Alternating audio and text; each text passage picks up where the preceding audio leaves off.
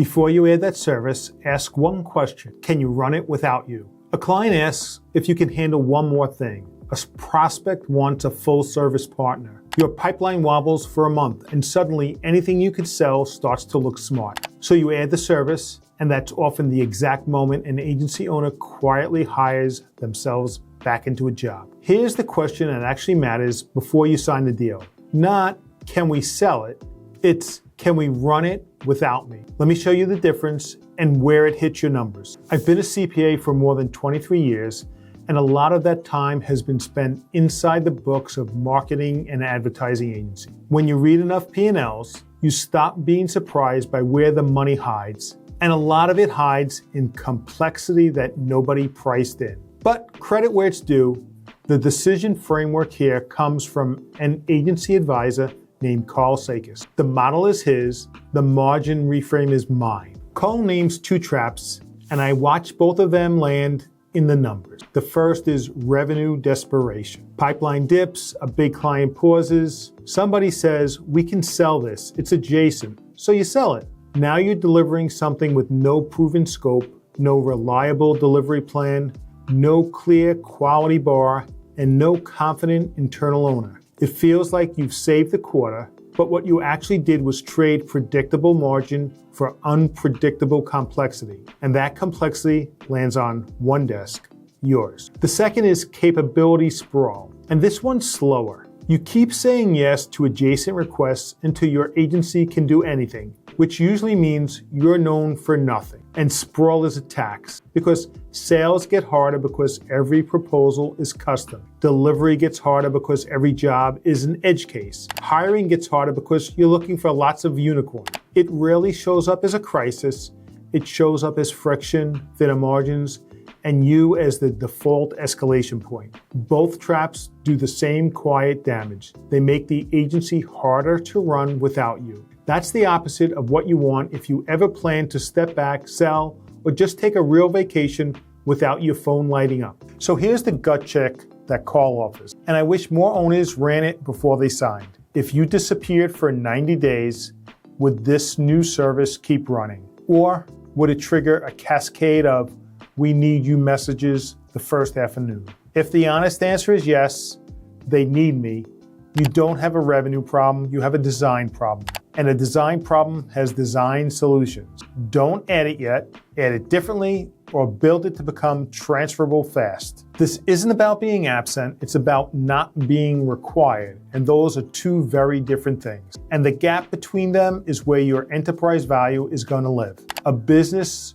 that runs on your personal judgment and relationships isn't an asset a buyer pays a premium for. It's a job that happens to have employees. Add, replace, or drop. Here's the first honest move. A lot of owners say add when what they really need is replace or drop. You add when the service strengthens your core and creates a capability the agency can own without you. You replace when the new thing is a better fit than something you already sell. Better margins, better outcomes, stronger retention. Replacing is often the smartest version of adding because it grows your offer without growing your complexity. You drop or narrow when a service hurts your margins, depends on hero talent or on you, or muddles your positioning. Sometimes the best new service is subtraction. It's hard to build a transferable agency when your service list is a museum of every past client request. Build,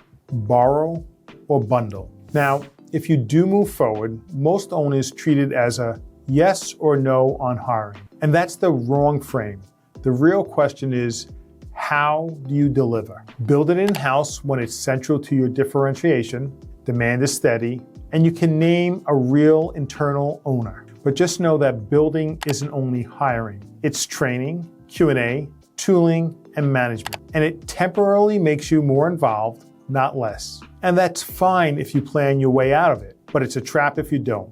Borrow it, white label, or subcontract it when demand is uncertain or the service is adjacent but not core. It's the fastest way to test the market without staffing risk. Just protect the client experience with clear standards and clean handoffs.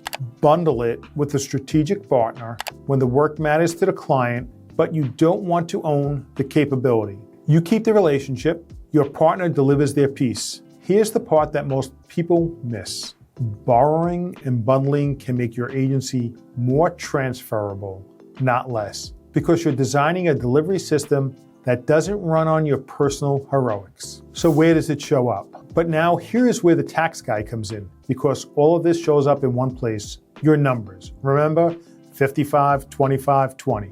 If you've seen my stuff before, you know the benchmark. The agencies that flourish hold people costs at or under 55% of adjusted gross income or agency gross income, overhead under 25%, and profit at 20% or better. A service that you add in a panic breaks that math in ways your P&L will not flag for months. You pull senior people off billable work to cover the new thing, so people cost creeps past 55%. Overhead drifts as you add tools and coordination. The new service gets underpriced because the scope is fuzzy, and every escalation that routes to you is billable grade time you'll never invoice. Your profit number can look fine right up until you notice your most expensive humans are spending half their week on a service nobody scoped properly.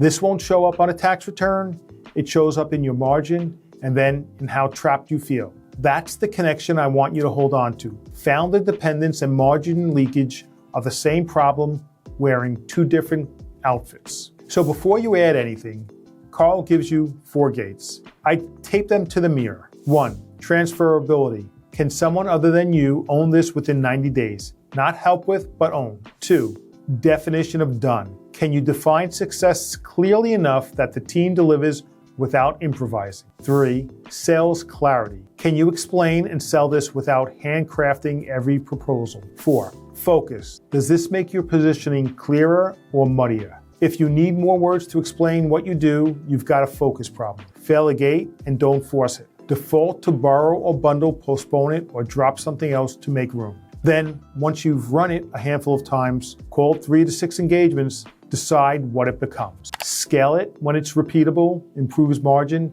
and sharpens your positioning. Stabilize it when demand is real but delivery is still fragile, which means keep borrowing and keep the scope tight. Stop or replace when it relies on heroics or keeps pulling you back into the bottleneck seat. Pruning a service isn't a failure, it's governance, and it's one of the clearest signs of a mature owner. Quick word on AI because everybody's asking. You might sell AI services right now, and that can be smart while clients are asking and budgets are open. Just treat AI as a wrapper, not a forever practice area. The durable value isn't the tool, it's the strategy around it. Use AI to make your existing services better.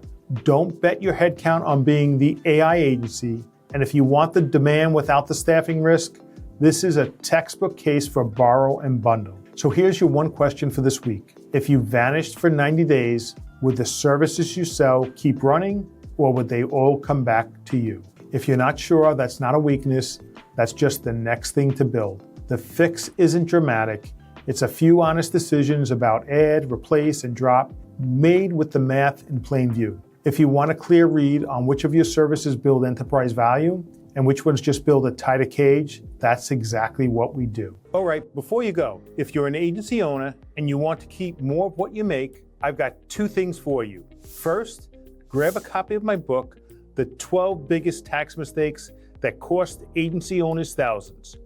It breaks down the exact mistakes I see every day and how to avoid them. Second, if you want to see what this looks like for your business, get a free tax analysis. We'll take a look at what you're doing now and show you where you might be overpaying. And if this video helped you, make sure you subscribe so you don't miss future strategies on tax planning, cash flow, and building a more profitable agency.